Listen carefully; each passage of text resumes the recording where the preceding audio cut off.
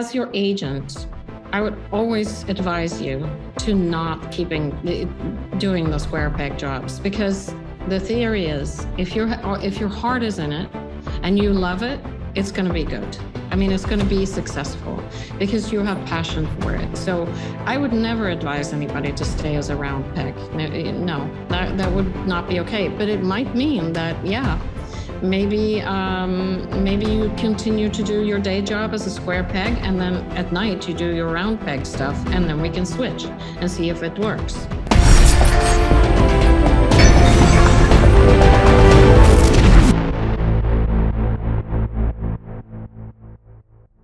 I'm here today with Kristina Snyder, who's a former photography agent, a photo editor, a photographer and travel writer, and as of today, Kristina is the founder and CEO of SNYDER, which is one of the best known and most well-respected artist representation agencies in the world. And you've got offices in both the US and the UK. And most importantly, I think is really going to help us frame today's conversation.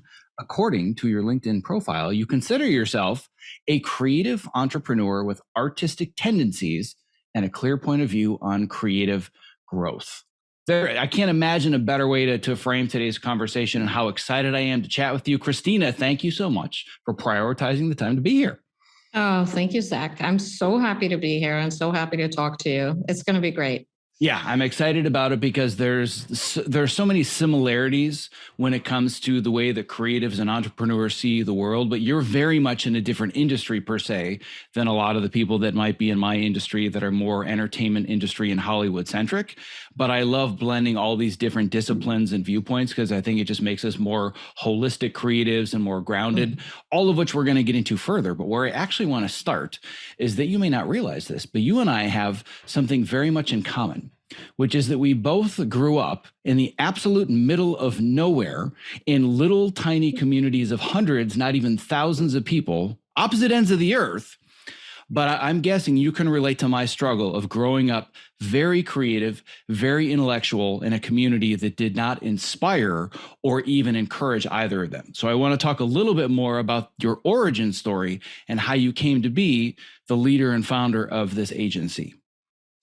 Yeah, Zack. So that's very astute, because I see myself as a seed that was planted but didn't really sprout until I got the opportunity to come to New York City. And so I grew up in Sweden. My family was very artistic. I would say artistically inclined, but they weren't professionals. So my mother, for instance, was a singer, and she sang opera and operettos when she was younger, always in choirs, etc. My father's thing was painting. And so he started a painting career when he was 50, which is something I deeply admire. He had success on his own level. He sold, he exhibited, but he was never in museums, but he still took painting to his heart. My sister was an amazing musician. And so the creativity swirled around in our family. I was a creative child, but I wasn't focused on in that way. So I think that, my childhood set the seeds for what I came to do later. So I was active doing arts and stuff and dancing and, doing all these things, but it didn't really occur to me that this would be something that I would do until I moved away from home and started getting deeply into photography. So photography was my first love, like for a long time, actually. I went to photo school. I worked as a waitress and did shoots and were in the dark room for hours and hours. So I loved photography the deepest and still do. And that actually led me to a job that later on, it's like everything is linked, right? So I had a job at a paper where I met somebody who invited me to work on a documentation in India of photography.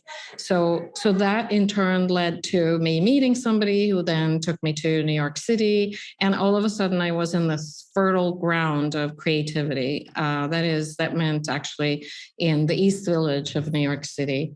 And we're talking 30 years ago. So it was kind of like, it was a very creative space. And I met my future husband, Danny, there. He's a musician.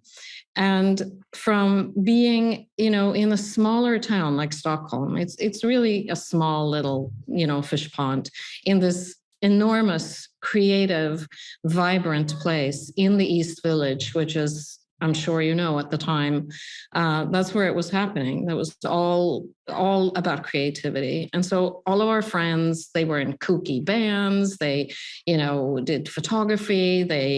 It was just like this rich environment for me to explore what I really wanted to do. And so I thought about something to do because I didn't have much. I had a boyfriend. Pretty much. That was it. I had a boyfriend and a few dollars in the bank. So I started to look for a job that then led me to becoming a photo researcher and a photo editor. And that in turn got me on the path to becoming a photo agent. So we're talking a span of 10 years between A and B. But the photo agency started about 22 years ago. And so I worked as a photo agent for a good decade, doing big shoots and working with photographers from Europe and from the US and doing portrait work, car work, location work, that kind of thing. So that brought me to thinking, how can I make this easier? Because doing photo shoots, not producing them, but brokering them and negotiating them for photographers is incredibly work intensive. It's just exhausting work because there's many line items, proposals and estimates that are like 20 pages long. And it was just like grueling. But I also had started a small illustration division just with a few illustrators from Sweden. At the time, my company was called Snyder and Company, and this division was Snyder and the Swedes. I thought that was very clever. And it also sounds like it could be one of those kooky bands in the East Village. Oh, yeah, absolutely. It was like the kooky band thing was a big thing for me. So I had a small division of illustrators, and I noticed how easy it was to negotiate. It was like, rather than going back and forth, it was like, we have some money, we have a job, do you want it? Yes, and then you were off. It wasn't anything. And I got to thinking about this a lot. I thought about illustration and art as a way of expressing yourself a lot more. We're talking now 2009. And I realized, illustration is imagination. It comes from one brain. It really comes from one filter. And that seemed incredibly exciting to me. I mean, the love of art was there already, but I didn't really realize that you could do this for a living. So I started that division and that grew. And in 2013, I changed the name of the agency. I kind of stopped working with photographers at that time, and I rebranded to Snyder New York. And so that became a bigger division with illustrators. And some of those Swedes, some of the Snyder and the Swedes crew is still there. I work with two artists, Dennis Eriksson and Mads Berg, who have been with me since the early days. And now, when we rebranded it once again in last year in 2022 to Snyder, just made it short, simple, and now we focus on illustration, static illustration, and animation as well. So we are, I think, one of the few agencies that actually offer both. A lot of agencies offer animation, but on our side, we do both. So it's illustrations that you would see in magazines, on cover of books, etc., but also animation work that you would see as short form animations online for clients like, Meta and Netflix and, the big companies in the world. So that is my story in a very big nutshell, I would say. Well, there's a whole lot of things that I want to dig a whole lot deeper into. One of them that I want to get to a little bit later is, as somebody that's gone through multiple rebrands and also somebody who represents artists, I definitely want to get to this idea of how do I create my own brand and how do I sell my skills as valuable, especially given that people have so many different varied interests and experiences, and the days of I learn one specialization and I start at the bottom of the company in the mailroom and I slowly climb the ladder there and I work there for 30 years and I retire. Those days do not exist anymore, almost anywhere, but specifically for artists. So I eventually want to get to this idea of how we better brand ourselves and tell our stories and say, I am valuable, I understand your problems, and I want to solve them. But where I want to go back to first is another area that I think is so important for developing yourself as a creative. And it's this continued theme of the value of the communities that you're in. And what you found, what I found, is that the community where we were born and raised, where the seed was planted, well, there's only so much room for growth. And in my case, there was zero room for growth. My options were you graduate from high school and you either take over the family farm or you work road construction or you work in the woods. That was your future. That was pretty much it. And I knew that that was not the future for somebody that was interested in movie making and storytelling and being creative, and hence had to surround myself with a different community. And you also had that same realization. But I want to talk about both your experience, but the experience of your artists and how valuable it is to not only say, I'm going to learn my craft and I'm going to learn my skills and I'm going to network and get my resume out there and get jobs, but surrounding yourself with a peer group similar to, as you talked about in the East Village, that had a lot of ramifications for talking to this person and meeting this person, getting this gig and getting that gig. Who you surround yourself with as a peer group can completely change the trajectory of your career. Yeah, and it's very often it's a lucky break. It's just kind of like where you end up. I mean, I talked about this in a different podcast about like how something comes across to you. You sort of receive a chance and you take that chance or you don't. And when I started thinking about this concept in my own life, I realized pretty much I sort of all of a sudden saw that all of my choices have been like that. It's been presented to me and I've either gone with it or gone away from it, and as all of us. But in my case, it's been very much influenced by taking chances. For instance, like meeting my husband, who is American.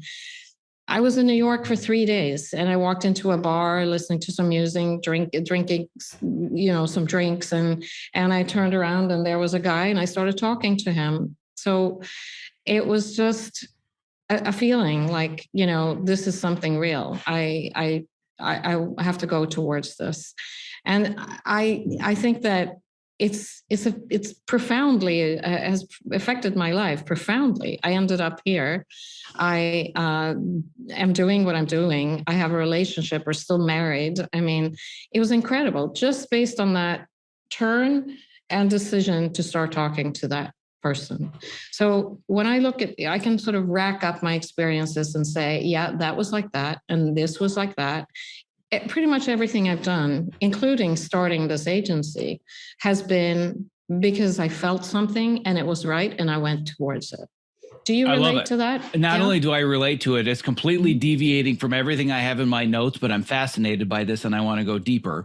And there are two concepts here that I think are so important to illustrate. And I just want to go back and forth on this. The first of which is the power of listening to your intuition, which as a creative is so incredibly important to deciding the work that I want to do, the stories that I want to tell, but also proximity, which again is all about this idea of community.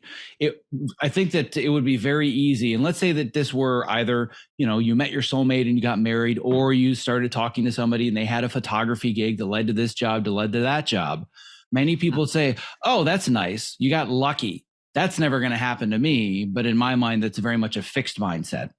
And if we reverse engineer it, I think it's a combination of you listen to your intuition, but you're in proximity of the right kinds of people because you're in that bar because you made the choice to say, this is where my community is going to be and I'm going to move here.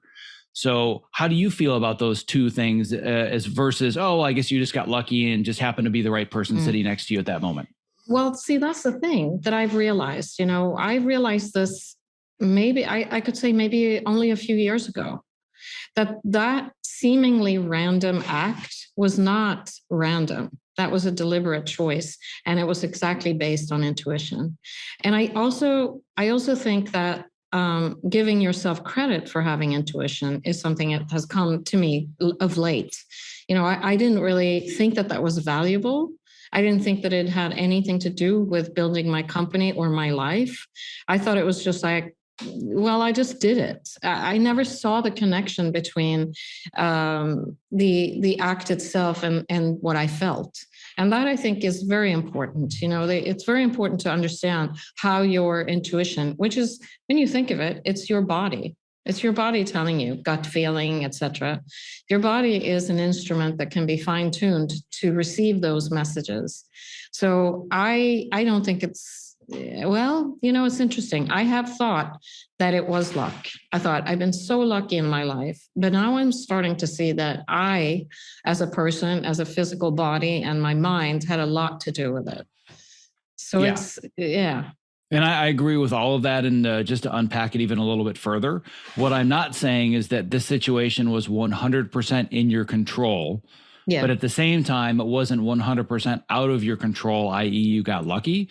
I think that there has to be a nice blend of both. And a major philosophy of all the actions that I take are, is this something that I can control? And if it is, what are my actions? Knowing that there is just going to be some things left up to chance, but I can reduce the amount of the luck factor.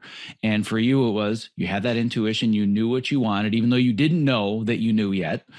But again, just I cannot emphasize enough how much I've learned, like you said, just over the last few years, how important it is to be surrounded by the right people that are doing the things that you're interested in, or that are doing the things now that you want to be doing next. And you can tell me what it's like in your world with the illustrators and the artists and the photographers. But I know in my world of people that are largely editors, writers, composers, it's very solitary. It's just me and my ideas and my computer in a small dark room with 4 walls, and you feel like you're all by yourself. And to me, surrounding yourself with the right people is so important. Do you find that either you or your clients struggle with similar challenges and they find the value in having you as an agent? Well, I definitely, for the artists, for sure.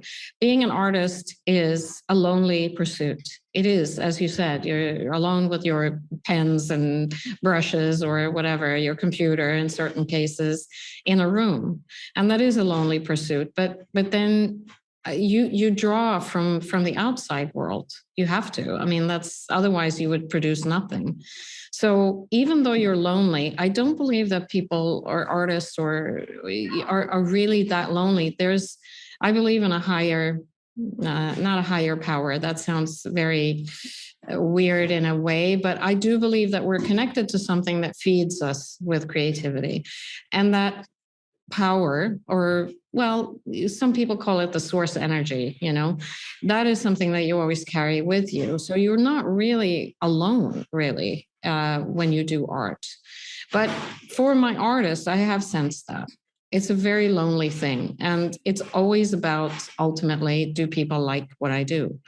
And so when you don't have work, when you don't have inquiries, when you don't get exposure, you can get a little bit skitzed about that. And I know that because of my past as a freelancer in New York. I was a freelancer for 10 years, and if nobody called or emailed, it was like, they don't love me. I'm over. I'm done. I have to. Because it's your identity, right? Else. Like what I do is who I am. So if I can't get work and get hired and there isn't money coming in, there's something wrong with me. Yeah. It's not that it's a slow job market, or maybe I wasn't the best fit and I need to find the right people. There's something damaged about me. Yeah, I'm not good enough. Nobody loves me. That's how I felt when I was a freelancer and nobody called me and I didn't have work for a few weeks or a month. So it's psychology-wise for the artist, I'm sure that it's very challenging. It's really challenging at times. But I think what you have to do is sort of get on top of that. I mean, remedy it by getting on top of it and taking charge and saying, it doesn't matter. I do it for me. I want to make money, of course, but it's cyclical, like everything else. Like in the TV and movie business, everything is cyclical. That's what we used to talk about when I worked in TV as well. It comes back. Sometimes you're on top. Sometimes you get tons of work. Sometimes you don't. So our job as agents, I work with a team of 4 other people and freelancers also. Our job is basically, a little bit of psychology, a little bit of hand-holding, but also a lot of development and encouragement and coming up with ideas and listening and kind of coming up with suggestions. So, yeah. I feel very good working with a team now, as opposed to when I started and I was alone. I worked alone for a long time, and that was not It's not very creative. You need friction. You need something to sort of chafe against, if you know what I mean. Yeah, absolutely. And I also think you need to have different, you need different exposure to other mediums and people and conversations than the things that you're working on. Because have very much lived within a silo in certain parts of my career where I'm doing this one thing. So I'm only exposing myself to this one medium or this one genre of a TV show or a movie. And it's a process that I call method editing, where I just really zone in on this one filmic language, which to a certain extent would allow me to specialize and get really good at that one craft. But then I later realized, as I started to broaden my perspective, and especially when I moved away from being quote unquote just an editor to being an entrepreneur and getting much more into athletics and documentary directing and all these other things, my creativity really started to flourish the more I exposed myself to totally different people, totally different conversations, different artistic mediums. And again, that came back to this intuition that my identity at the time, I'm an editor. That's who I am. That's what I do. It's all that I do. It's all that I do to make a living and support my family. But something's telling me there's more there. And I want to reach out and I want to try other things in other mediums, or going back to this idea of an artist trying to find their voice. There's a really big barrier for the vast majority of creatives. And that's, what if I fail? What if it's not good? And I know that you are just as passionate about talking about the concept of failure and how vital it is to the creative process. So let's talk a little bit more about failure, what it means to be creative, why it's necessary, how we overcome it. This could easily be a 3-part series in and of itself. Yes, it could. Let me talk about my spectacular failures. Well, I've had many. I mean, I wasn't joking when I said that I came to New York and I had a boyfriend. That was it. Like I had nothing. I had experience. I just sort of went for it. But in a way, you know, things were simpler back then. It was a little simpler because my horizon wasn't very open. It was kind of like, I want to get to here. And so it was limited. But failures, how can I talk about failures? Well, I've started several businesses that have not been great ideas and have not had like really good partners. I started in 2002 from nothing, no experience. I just put up a shingle and I was all of a sudden a photo agent. I had experience with bidding and I knew pricing and I knew photography and I knew good photography and I knew some contacts. But there I was, like, you know, I started my business the year after 9/11 and that was terrible timing. I thought I would fold, but I didn't somehow. I just didn't know what else to do. Like I wasn't employable, I think, because I've never really had a full-time job. You know, I've never been on staff anywhere. I've just been freelancing. So that was a failure. Then I opened a few other, you know, businesses that were kind of like, you know what, this is not working. I think my trick for failure and being okay with failing is that you have to fail pretty fast. If it's not working, you kind of like cut your losses and you go, this is not working, I'm moving on. And then you forget about it. You don't think about it forever and ever. You just leave it, go on to the next thing. So failing is learning. It's experience. It's incredibly valuable to know what works and what doesn't work and what is good for you and what's not good for you. So through the failures that I've had, you know, I have learned where my strengths lie. I'm a forward-facing person in the agency with talking to clients and talking to artists, but my best work is probably behind the scenes. You know, I'm not kind of what we say in, you know, the kooky band stuff again, a front woman, a natural front woman, although I'm starting to like it a lot. But I also think that maybe my skills from failing has been planning ahead, like seeing the bigger picture. So there's not just 3 steps, it's 10 steps ahead. Seeing this can lead to this and this can lead to that. And this is why I should do this. And maybe this would be good just in case. And, you know, kind of it's almost like a chess game of trying to plan a business and being an entrepreneur, and also having vibes, sort of vibing what's happening out there, like what's trendy, what's happening, what do people like, and that's very much a part of it too.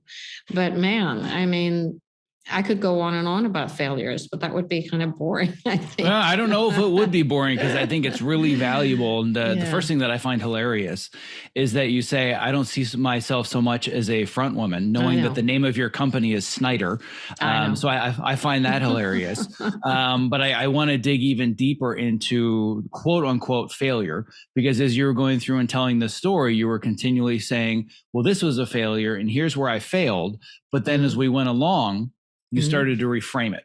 And this is, for those that aren't familiar with the work of a researcher, scientist, and a professor named Carol Dweck, there's this fundamental seminal book that I teach all of my students about called Mindset. And it's essentially an entire book about the difference between having a fixed mindset and a growth mindset. The fixed mindset is, I am who I am. This is my intelligence. These are my skills. Whatever happens in my life is happening to me, and I'm just here reacting, as opposed to the growth mindset is shifting your perspective.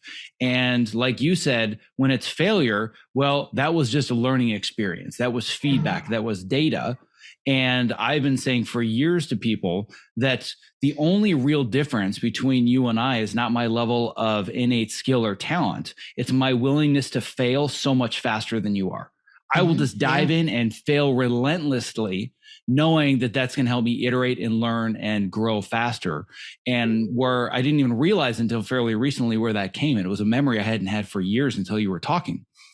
But something that my father would say to me incessantly when I was a child, I would do something stupid or something would go wrong, and he would just laugh. He's like, you know what you just got there, don't you? I'm like, what? He's like, you just got yourself a very valuable education.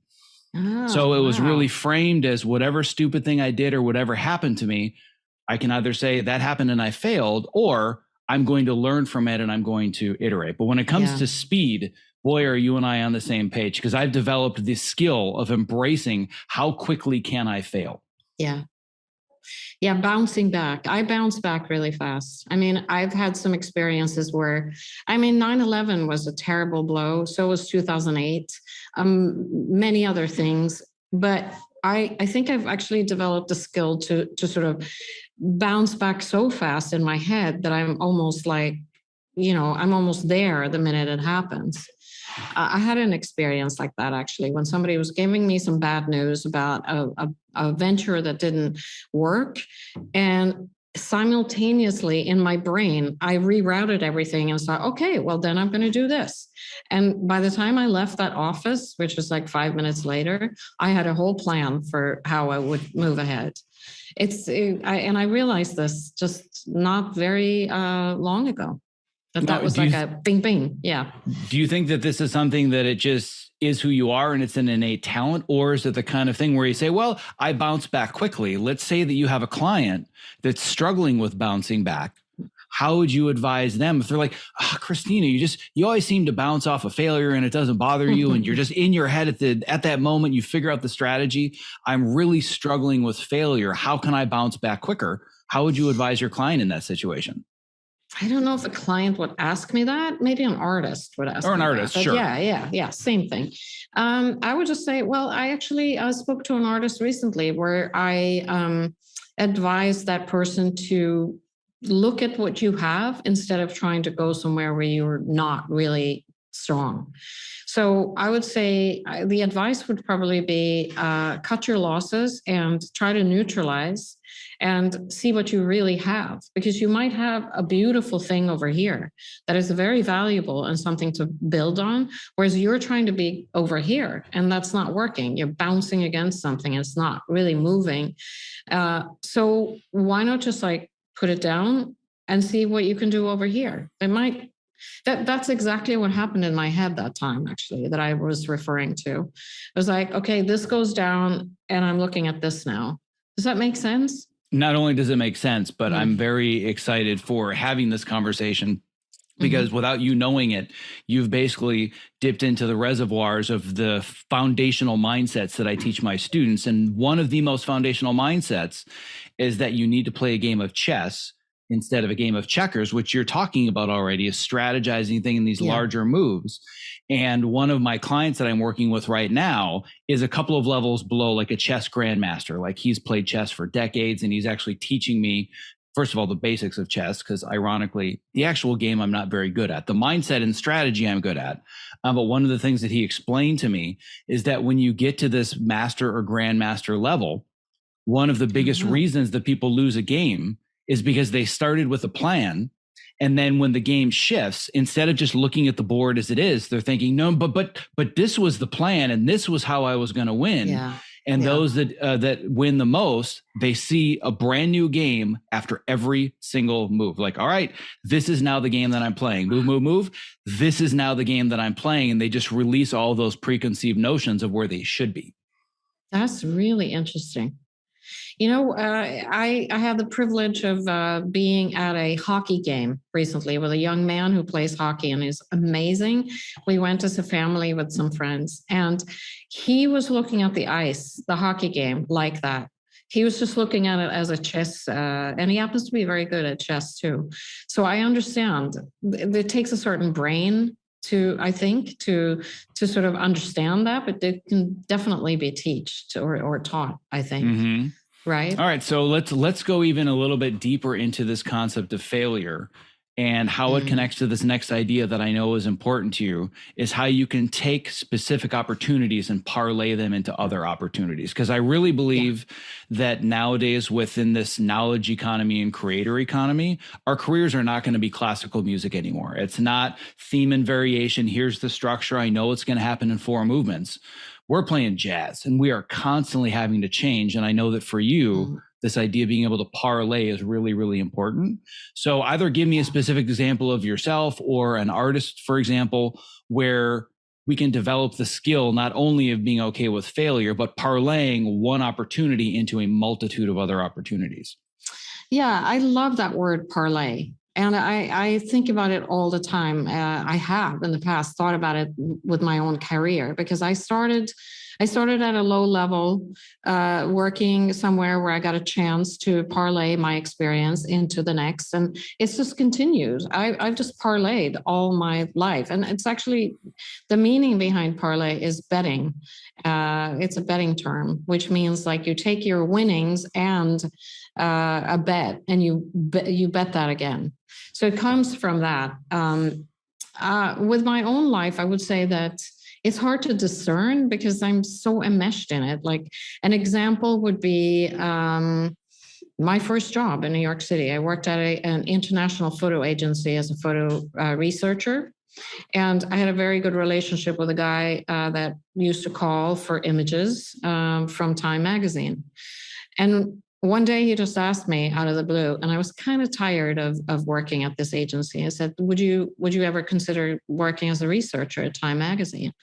And I thought about it for 3 seconds. Oh yeah, why not? Yeah. I had no idea what the job was, but I could imagine that I could figure it out. So parlaying is somewhere between taking a risk and being okay with taking that risk, but also a little bit of something that sounds bad, like fake it till you make it. But figure it out and you will be okay. You can do that. You can make that jump. And so that was a very specific, probably the first time that I did that. I didn't know what I said yes to, but it worked out. I worked there for a long time. Yeah. And there's a couple of key things here that I want. I mean, all this is so fascinating. I knew that you and I were going to have an amazing conversation, which again was great. Intuition, because we get the email. I'm like, who's Kristina Snyder? She works for an agency for artists. It doesn't seem like a good fit, but something says there's an interesting conversation here. And boy, was I right. So let's talk more about parlaying, this idea of betting on yourself. And there's a strategy that I talk about with my students all the time where I tell them, and I'm so glad you said fake it till you make it, because I hate that saying, especially in Hollywood and creative industries. It lends to inauthenticity and not feeling like yourself and putting a false front up, which the entertainment industry is the best in the world at doing. What I like to say is that you face it until you make it. And what I mean is you face the fear, you face the imposter syndrome. And if you look at it as, well, am I ready to take this job? Am I ready to be a researcher for Time? God, no. But if I look at my character Am I the kind of person that's going to figure things out? And do I know enough to not fail my first week and ask the right questions and learn and iterate and be okay with failure? You're like, yeah, I'm totally that person and I can do it. But you got to face that fear until you make it. So I'm so glad you brought this up. Yeah, I don't like that term fake it till you make it, because it implies something, like you said, it's false. It's not true. But I have thought about it, and parlay is probably a much better expression. I mean, another example that I just thought of is like I had a stint of about a year and a half working doing set photography at HBO. So, set photography is like I was the assigning editor who asked the photographer to do set photography and bring it back and edit it and so on and so forth. So I had done a bunch of large shoots of very famous photographers, and I had seen the paperwork. I had read the paperwork. I knew the light item. I was like, this is like what the fee is for a portrait session.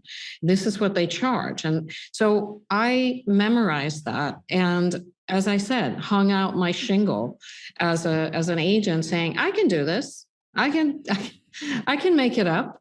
And it worked. I mean, I knew enough to put it together and to sort of get it going. And that's another parlay situation where I had a little bit of info, I did a lot of research, and then it sort of worked out in the end. But at the end of the day, you had the confidence that I'm the kind of person that's going to figure this out and make it work, as opposed to, nope, couldn't do it. I don't know enough. I'm not ready. Right. And that's one of my pet peeves is people saying, I'm not ready yet. And like, you're never going to be ready. It's never, ever going to happen. So I always say you have to be prepared to not be prepared. As long as you're prepared to not be prepared, and you can dive in and fail and see it as a learning experience, well, you can essentially learn just about anything. I also think that, we're smarter than we think. Like we can figure things out. There's information available, especially now. When I started, there was no Google. There was nothing. You just had to figure it out, ask people, take meetings, have coffee. Research. That's all it is. It's like if you're a little bit intuitive and have some drive, you can figure it out. Yeah. And I would say that access to information in Google and now Chat GPT and all these other things does not negate the need for personal relationships and building connections. And again, surrounding yourself with a peer group, surrounding yourself with experts. And when I say that, I mean like quote unquote experts, meaning these are people that have accomplished what I want to accomplish next. Right. Yeah. To me, you can't just fill all your knowledge gaps with a Google search. You really have to understand how did people actually do it? How did this person that has the career that I want next, how did they overcome their obstacles? Yeah, that's interesting. I do remember having a lunch date with somebody when I had a brief interest in becoming a film editor, because I thought film photography, it's related. This is before the agency days or the agenting days. And I sat down with her and she said to me, her advice to me was, tell me what you think, Kristina. Film editors spend all their time in a dark room and there's no people around. Correct. You strike me as somebody who needs feedback and people, and you're very personable. And do you really think you could live this life? So I listened to that. I was like, yeah, maybe you're right. I still love editing. I do it for myself, but it was probably a good advice, don't you think? I think that it was excellent advice.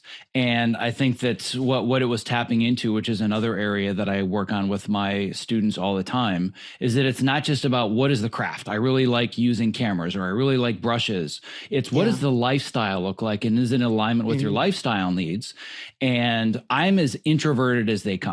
So for me, the lifestyle of an editor completely and totally makes sense, as it does for a lot of people that do it. However, the lesson I learned, it does not matter how introverted or creative you think you are, you still need those personal connections, and you still need to be around people, because the science is so definitive and absolute at this point that the number one determinant of your quality of life and happiness and fulfillment, especially as you get closer to death, is the quality of your relationships. It's not how much money you had or the awards or the accolades.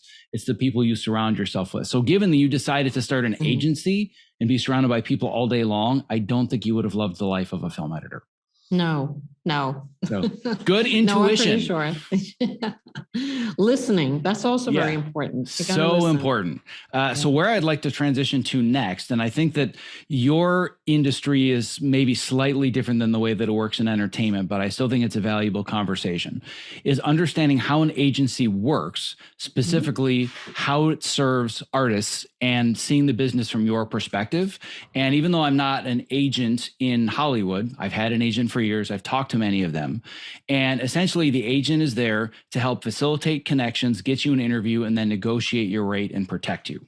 But you had already mentioned this idea of having these conversations with your artists and really talking about next steps. And it sounds like you're offering also kind of quasi managing or coaching, and not just, hey, you get a gig or you get an interview, we're going to negotiate your rate. So talk to me about what you do as an agency for your artists. So the agency is really like the connection between an artist and a commercial job. So we work with advertising agencies, design agencies, publishing houses, editorial, magazines and newspapers, and anything in between. I mean, we can work with a big company like Netflix, and we can work with a small mom and pops kind of cafe that needs a map zone. So instead of these people, the clients, going out to search themselves for artists that appeal to them for a certain job, they come to us and they ask us sometimes, do you have a suggestion? I'm looking for a map for a coffee company.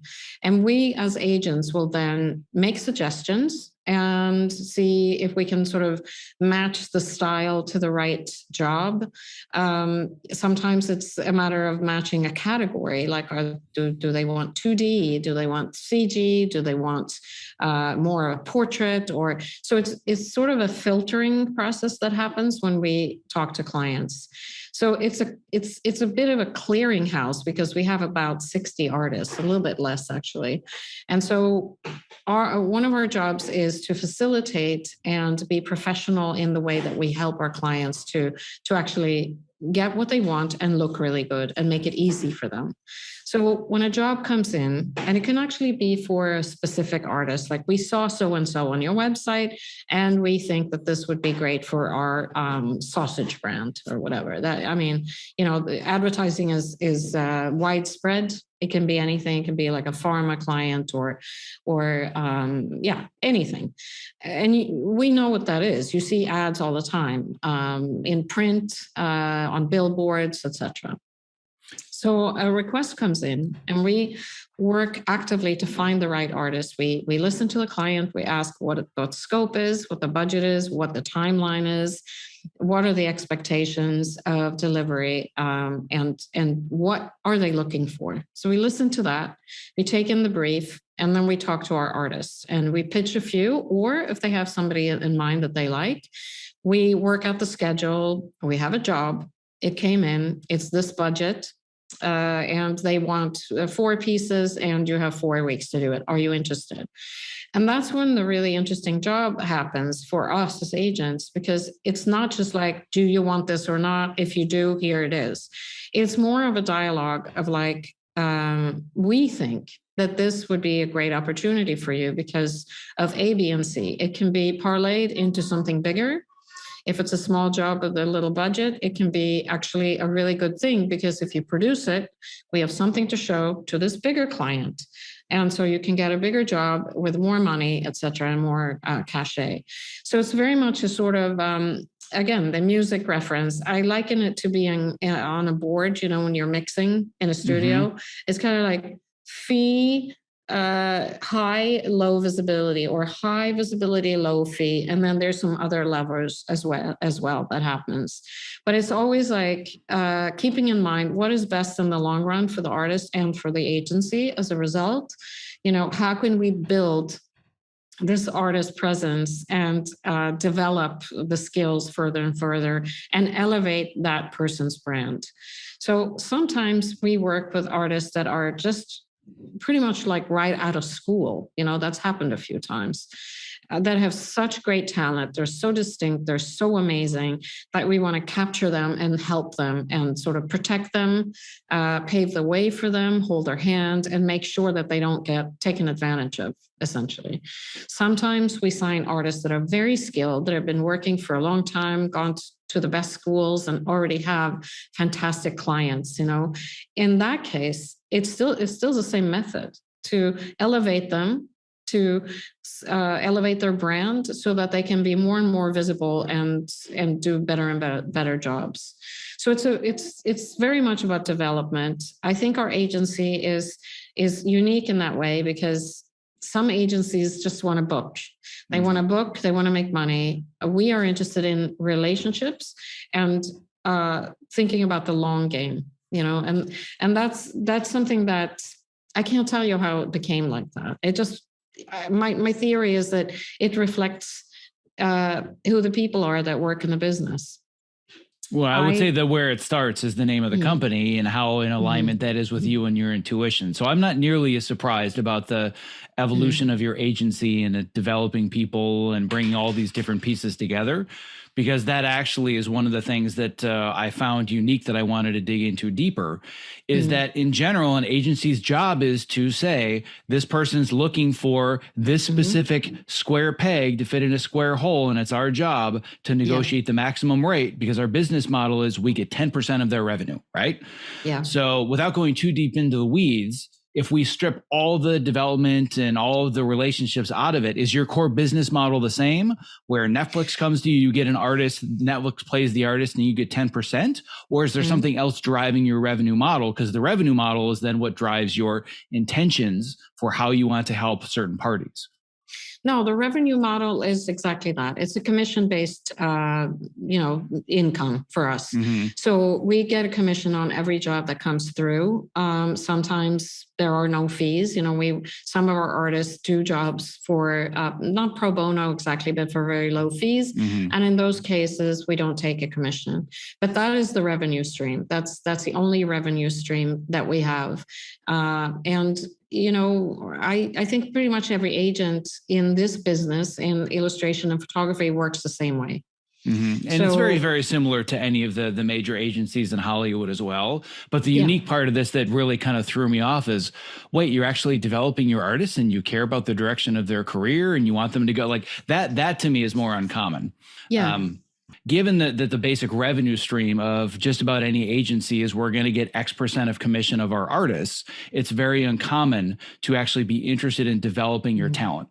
But if there's one thing that I want people to walk away with from today's conversation, as from the artist side, not from the client side, but from the artist side, is that your revenue stream is based on you are the perfect fit for this job, for this client, and that's going to be based on your past experience. But what if I am somebody that has decided I've been doing 2D my entire career, now I want to get into 3D or I want to get into painting? I need to be able to take all of my past experiences, my past skills, and frame my story in such a way that I can still be valuable in that next realm. How can you advise somebody to be able to better tell their story as a creative such that it's not, well, sorry, you don't do 2D, so you can't do it. And it's, again, this idea of intuitively, you seem like the right fit. How can they better tell their story so they can get recommended or get considered for jobs where on paper, maybe they don't have the credits or the experience necessary? Well, we have to have something to show. I mean, everything is built on like, well, what have you done before? Like in Hollywood, it's if you want to write a certain script or get it produced, you what have you done before? So I think in that case, and it's interesting that you bring this up because we do have an artist that actually changed horses midstream in a way, and we're excited about it. So with him, we're willing to wait for him to build up his portfolio in this new style. He's veering away from his old style because he's really interesting and amazing and unique. And so we're willing to sit it out. Like, okay, we'll wait for you. We'll keep selling your old style meanwhile, and then we'll see if we can sell this to a client so you can get more pieces for your portfolio. I think that the idea that we're willing to wait and develop talent is that it's a lot of fun. It's just more fun for us to do it that way. I mean, if you don't, I can see that you run the risk of becoming a booker. You kind of like, you want A, okay, here you go. A, you want B, okay, there you go. It's more interesting and more creative to be involved as a creative in the process of trying to, build somebody's career and develop somebody as an artist. That's where the juice comes for us, because combined, the agency consists of people that have worked decades in the industry. And my experience is that there's the chances to work on a long game and to work as a creative with an artist and giving input, like from all of the experiences that we collectively have, there's not very many chances at agencies to do that. So I think it's just a more fun way to work. I couldn't agree more. But I also think you're a bit of a unicorn, at least from my own personal experience, from the experience of many others, where I do. And again, I don't want this to be a hyperbolic blanket statement, but I think more often than not, especially if we're looking at the bigger Hollywood centric agencies, it's very much, you need a square peg. Here are square pegs. Oh, you're looking for a round peg. Here are all the best round pegs. Wait. You're a square peg, but you want to be a round peg? I don't know. I think you're better off you stay as a square peg, because we can get you work right away. That's a big area where a lot of the people in my community get stuck. And let's assume for the moment that you're not nearly as interested in developing somebody's talent and you don't want to play the chess game. And it's more about, we need to get the quickest and most consistent revenue stream possible from our clients. I'm a square peg. I want to be a round peg.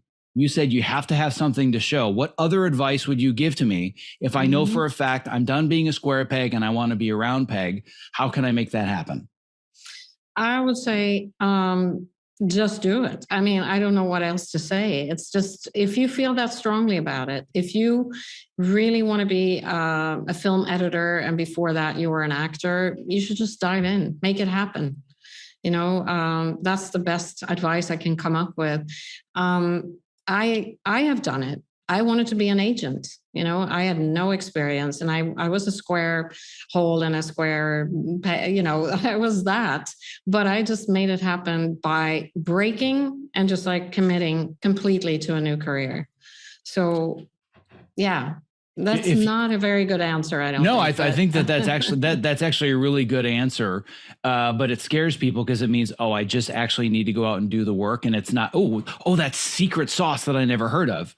But now let me ask you this last question, just because very rarely do I get to talk to agents at your level to really dig into their brain. Let's say that I am your artist, you represent me, and I've been a very successful square peg for a long time. And now I definitely want to be a circle peg. But I'm terrified to tell you that because I think you're going to drop me, because I'm not going to generate enough immediate revenue for you. Should I be scared that if I want to become a circular peg, you're no longer going to care about me and I should just keep taking the square peg jobs? As your agent, I would always advise you to not doing the square peg jobs, because the theory is if your heart is in it and you love it, it's going to be good. I mean, it's going to be successful because you have passion for it. So I would never advise anybody to stay as a round peg. No, that would not be okay. But it might mean that, maybe you continue to do your day job as a square peg, and then at night you do your round peg stuff, and then we can switch and see if it works. Yeah, there's a transition period. You have to, there's going to be a period where you are taking some of the paycheck jobs, doing some of the square pegs while you're developing your skills and building your reputation as the round peg. And I think that there's just this misconception that I'm just going to flip the switch and I'm going to go from one to the other. And it's a spectrum, and it sometimes takes years, but people just want it to happen overnight. But I'm very happy to hear from an agent's perspective that this is something you would encourage and develop. Yeah, right, exactly. Right. We all have to eat. We do money jobs, bread and butter jobs too. And we do them because maybe there'll be an incredible job for no pay that you want to do next. So it's sort of, but you should never be afraid of working hard. I mean, that's what everything is based on. You've worked hard. I've worked hard. Everybody has to work hard. It's just the way it is. Well, I don't think I could not wrap it up any better than that.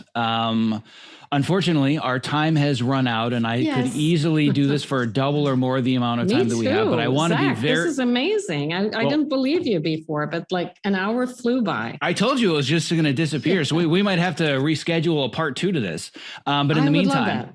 Yeah, and I think we may do that. But in the meantime, I want to thank you very much for your time and make sure that for those that are interested in learning more about you and your work and potentially connecting, where's the best place to send people? Well, our website is wearesnyder, SNYDER.com.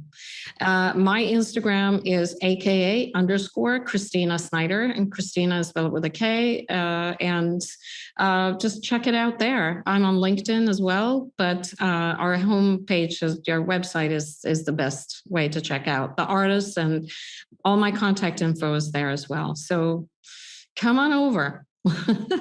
I love it. Well, I'm going to make sure that all of those are linked in the show notes. Anybody can go to optimizeyourself.me/podcast. They can subscribe. They can find the link to your episode, get all these resources. But as much as it saddens me to say it, it's been fun and I appreciate the time, but unfortunately we're done for now. But so thankful that we had this conversation. And I'm pretty confident I'm reaching out. We're scheduling a part 2. So great. I'll see you soon. Thank you so much. Okay. Yeah. Thank you. Bye.